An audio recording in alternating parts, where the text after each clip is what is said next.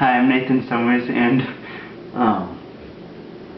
then this is I got components from stuff from like Radio Shack and stuff, and then I connected just the battery's simple. Just this would be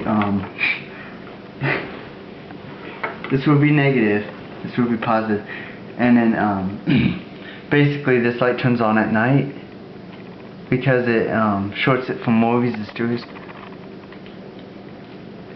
More resistance during the day, less resistance at night.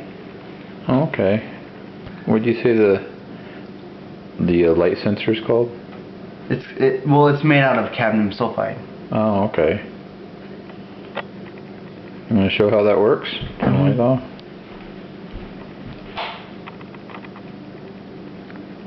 Might be a little bit out of focus because of the so dark in here.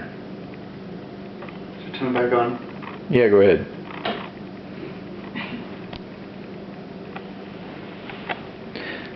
It's pretty cool. Can you film it?